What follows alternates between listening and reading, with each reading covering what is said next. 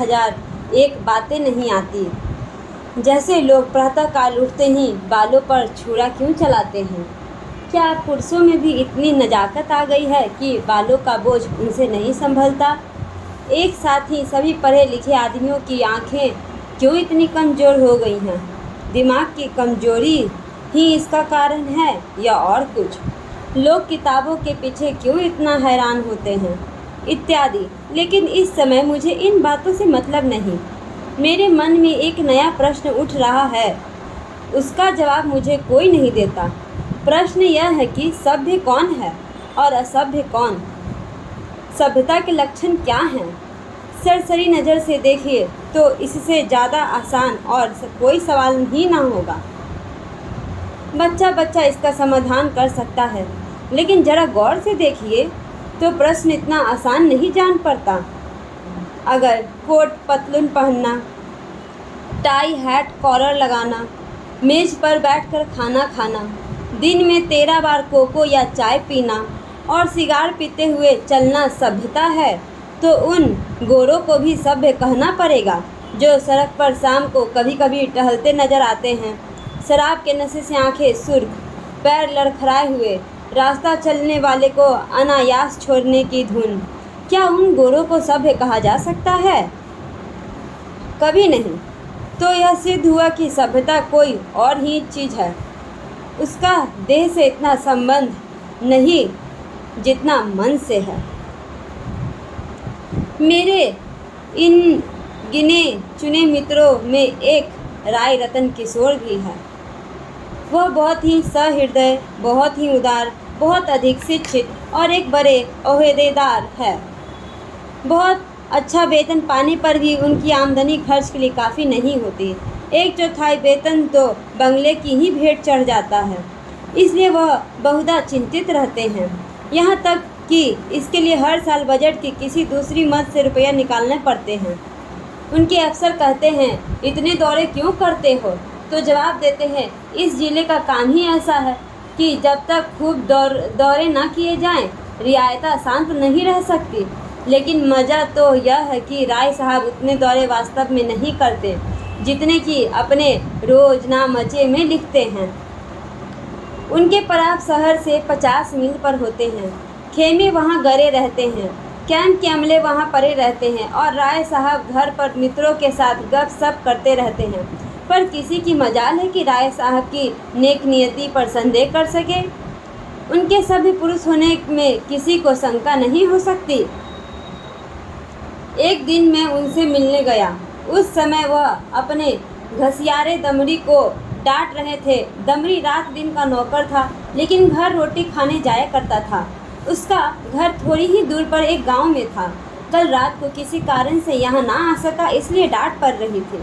राय साहब, जब हम तुम्हें दिन रात के लिए रखे हुए हैं तो तुम घर पर क्यों गए? कल के पैसे कट जाएंगे। दमड़ी, हुजूर, एक मेहमान आ गए थे, इसी से ना आ सका। राय साहब, तो कल के पैसे उसी मेहमान से ले लो।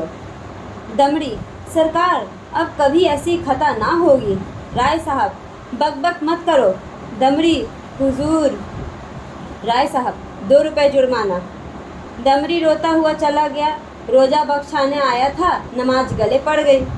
2 रुपये जुर्माना ठुक गया। खता यही थी कि बेचारा कसूर माफ़ करना चाहता था। यह एक रात को गैर हाजिरी होने की सज़ा थी। बेचारा दिन भर काम कर चुका था, रात को यहाँ सोया ना था। उसका दंड, और घर बैठे भत्ते उड़ाने वाले को कोई नहीं पूछता, कोई दंड नहीं देता। दंड तो मिले और ऐसा मिले कि ज़िंदगी भर याद रहे, पर पकड़ना तो मुश्किल है। दमड़ी भी अगर होशियार होता तो जरा रात रहे आकर कोठरी में सो जाता, फिर किसे क्यों खबर ना होती कि वो रात भर कहाँ था। पर गरीब इतना चंठ ना था। दमड़ी के पास कुल 6 बिस्वे ज़मीन थी, पर इतनी ही प्राणियों का खर्च भी था। उसके 2 लड़के, 2 लड़कियां और स्त्री सब खेती में लगे रहते थे, फिर भी पेट की रोटियां नहीं मैसर होती थी। इतनी ज़मीन क्या सोना उगल देती? अगर सबके सब घर से निकलकर मजदूरी करने लगते तो आराम से रह सकते थे, लेकिन मौसमी किसान मजदूर कहलाने का अपमान नहीं सह सकता था। इस बदनामी से बचने के लिए 2 बैल बांध रखे थे। उसके वेतन का बड़ा भाग बैलों के दाने चारों में कहीं उड़ जाता था। ये सारी तकलीफ़ें मंजूर थी, पर वह खेती छोड़कर मजदूर बन जाना मंजूर ना था। किसान को जो प्रतिष्ठा है वो कहीं मजदूर को हो सकती है, चाहे वह रुपया रोज क्यों ना कमाए। किसानी के साथ मजदूरी करना इतने अपमान की बात नहीं। द्वार पर बंधे हुए बैल उसकी मान रक्षा किया करते थे, पर बैलों को बेचकर फिर कहाँ मुंह दिखलाने की जगह रह सकते थे। एक दिन राय साहब उससे बोले, कपड़े क्यों नहीं बनवाता, कांप क्यों रहा है?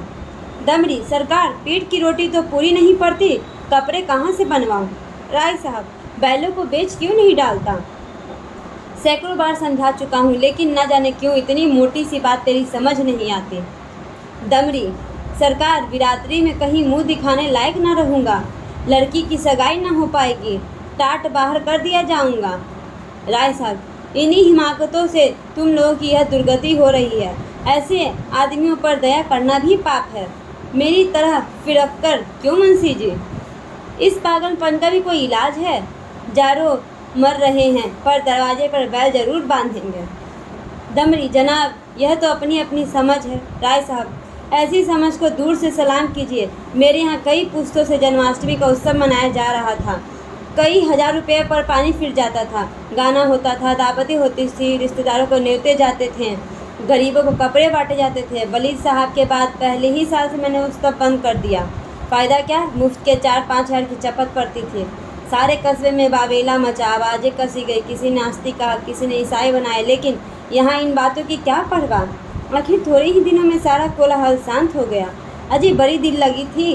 कस्बे में किसी के यहाँ शादी हो, लड़की लकड़ी मुझसे ले, पुश्तों से रस्म चली आती थी। वालिद तो दूसरे के दरखत मोल लेकर इस रस्म को निभाते थे। थी हिमाकत या नहीं? मैंने फ़ौरन लकड़ी देना बंद कर दिया। इस पर भी लोग बहुत रोए धोए, लेकिन दूसरों का रोना धोना सुनूं या अपना फ़ायदा देखूं। लकड़ी से कम 500 रुपये सालाना की बचत हो गई। अब कोई भूल कर इन चीज़ों के लिए दिक करने नहीं आता। मेरे दिल में फिर सवाल पैदा हुआ, दोनों में कौन सभ्य है? कुल प्रतिष्ठा पर प्राण देने वाले मूर्ख दमड़ी, या धन पर कुल मर्यादा की बलि देने वाले राय रतन किशोर? राय साहब के इजलास में एक बड़े मार्के का मुकदमा पेश था। शहर का एक रईस खून के मामले में फंस गया था। उसकी जमानत के लिए राय साहब की खुशामदें होने लगी। इज्जत की बात थी। रईस साहब का हुक्म था कि चाहे रियासत बिक जाए, पर इस मुकदमे से बेदाग निकल जाऊं। डालियां लगाई गई, सिफारिशें पहुंचाई गई, पर राय साहब पर कोई असर न हुआ। रईस के आदमियों को प्रत्यक्ष रूप से रिश्वत की चर्चा करने की हिम्मत न पड़ती थी। आखिर जब कोई बस न चला तो रईस की स्त्री ने राय साहब की स्त्री से मिलकर सौदा पटाने की ठानी। रात के 10 बजे थे। दोनों महिलाओं से बातें होने लगी। 20,000 की बातचीत थी। राय साहब की पत्नी तो इतनी खुश हुई कि उसी वक्त राय साहब के पास दौड़ी हुई आई और कहने लगी, ले लो, तुम ना लोगे तो मैं लूँगी। राय साहब ने कहा, इतनी बेसब्र ना हो, वह तुम्हें अपने दिल में क्या समझेगी? कुछ अपनी इज्जत का भी ख्याल है कि नहीं? माना की रकम बड़ी है और इससे एक बारगी तुम्हारे आए दिन फरमाइशों से मुक्त हो जाऊंगा, लेकिन एक सिविलियन की इज्जत भी तो कोई मामूली चीज़ नहीं है। तुम्हें पहले बिगड़ कर कहना चाहिए था कि मुझसे ऐसी बेहूदी बातचीत करनी हो तो यहाँ से चली जाओ, मैं अपने कानों से नहीं सुनना चाहती। स्त्री, यह तो मैंने पहले ही किया। बिगड़ कर खूब खरी खोटी सुनाई। क्या इतना भी नहीं जानती? बेचारी मेरे पैरों पर सिर रख कर रोने लगी। राय साहब, यह कहा था कि राय साहब से कहूँगी तो मुझे कच्चा ही चबा जाएंगे। यह कहते हुए राय साहब ने गदगद होकर पत्नी को गले लगा लिया। स्त्री, अजी, मैं न जाने ऐसी कितनी ही बातें कह चुकी, लेकिन किसी तरह टाले नहीं टलती। रो रो कर जान दे रही थी। राय साहब, उससे वादा तो नहीं कर लिया? स्त्री, वादा? मैं तो रुपए लेकर संदूक में रख आई हूँ, नोट थे। राय साहब, कितनी ज़बरदस्त अहमक हो, ईश्वर तुम्हें कभी नहीं समझ देगा। स्त्री, अब क्या देगा? देनी होती तो देना दी होती। राय साहब, हाँ, मालूम तो ऐसा ही होता है, मुझसे कहाँ तक नहीं, और रुपए लेकर संदूक में दाखिल कर दिए। अगर किसी तरह बात खुल जाए तो कहीं का ना रहूँगा। स्त्री, तो भाई सच लो, अगर कुछ गड़बड़ हो तो मैं जाकर रुपए लौटा दूँगी। राय साहब, फिर वही हिमाकत। अरे अब तो जो कुछ होना था हो चुका। ईश्वर पर भरोसा करके जमानत लेनी पड़ेगी, लेकिन तुम्हारी हिमाकत में शक नहीं। जानती हो यह सांप के मुंह में उंगली डालना है। यह भी जानती हो कि मुझे ऐसी बातों से कितनी नफरत है। मैंने दिल में ठान लिया था कि अब इस मामले में हाथ ना डालूंगा, लेकिन तुम्हारी हिमाकत के मारे जब मेरी कुछ चलने भी पाए। स्त्री, मैं जाकर लौटा देती हूँ राय साहब, और मैं जाकर जहर खाए लेता हूँ। इधर तो स्त्री पुरुष में यह अभिनय हो रहा था कि उधर दमरी उसी वक्त अपने गांव के मुखिया के खेत से ज्वार काट रहा था। आज वह रात भर की छुट्टी लेकर घर गया था। बैलों के लिए चारे का एक तिनका भी नहीं है। अभी वेतन मिलने में कई दिन की देरी थी। बोल ले ना सकता था। घर वालों ने दिन को कुछ घास छिलकर खिलाई तो थी, लेकिन ऊँट के मुंह में जीरा। उतनी घास से क्या हो सकता था। दोनों बैल भूखे खड़े थे। दमड़ी को देखते ही दोनों पूछ खड़े करके हुंकारने लगे। जब वह पास गया तो दोनों उसकी हथेलियां चाटने लगे। बेचारा दमड़ी मन में महसूस कर रह गया।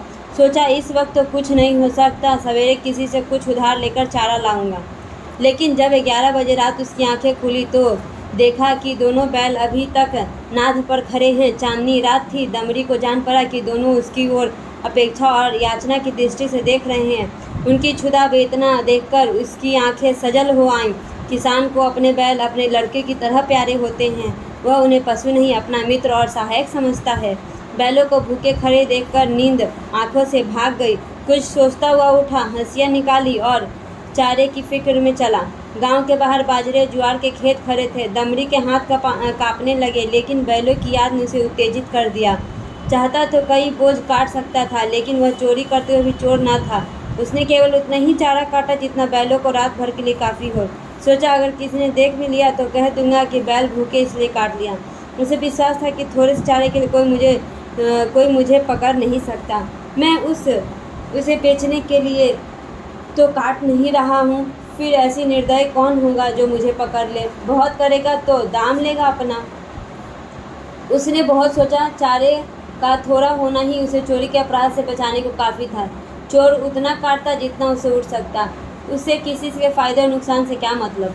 गांव के लोग दमड़ी को चारा लिए जाते देख बिगड़ते जरूर, पर कोई चोरी का इल्जाम में ना फंसाता।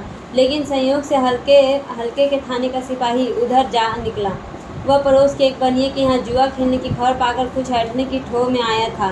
दमड़ी को चारा सिर पर उठाते देखा तो संदेह हुआ। इतनी रात गए, कौन चारा काटता है।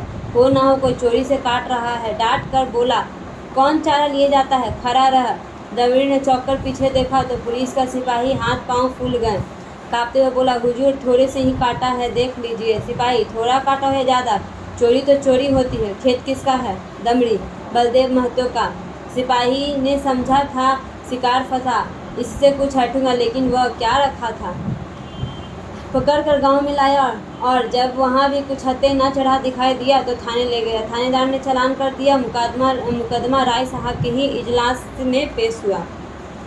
राय साहब ने दमड़ी को फंसे हुए देख तो हमदर्दी के बदले कठोरता से काम लिया। फिर बोले, यह मेरी बदनामी की बात है, तेरा क्या बिगड़ा। साल 6 महीने की सज़ा हो जाएगी। शर्मिंदा तो मुझे होना पड़ रहा है। लोग यही तो कहेंगे कि राय साहब के आदमी ऐसे बदमाश और चोर हैं। तू मेरा नौकर न होता तो मैं हल्की सजा देता, लेकिन तू मेरा नौकर इसलिए कड़ी से कड़ी सजा दूंगा। मैं यह नहीं सुन सकता कि राय साहब ने अपने नौकर के साथ रियायत की। यह कहकर राय साहब ने दमड़ी को 6 महीने की सख्त कैद का हुक्म सुना दिया। उसी दिन उन्होंने खून के मुकदमे में जमानत ले ली। मैंने दोनों वृत्तांत सुने और मेरे दिल में यह ख्याल और भी पक्का हो गया कि सभ्यता केवल हुनर के साथ ऐब करने का नाम है। आप बुरे से बुरे काम करें, लेकिन अगर आप उस पर पर्दा डाल सकते हैं तो आप सभ्य हैं, सज्जन हैं, जेंटलमैन हैं। अगर आप में यह सिफत नहीं हो तो आप असभ्य हैं, गवार हैं, बदमाश हैं। यही सभ्यता का रहस्य है। धन्यवाद।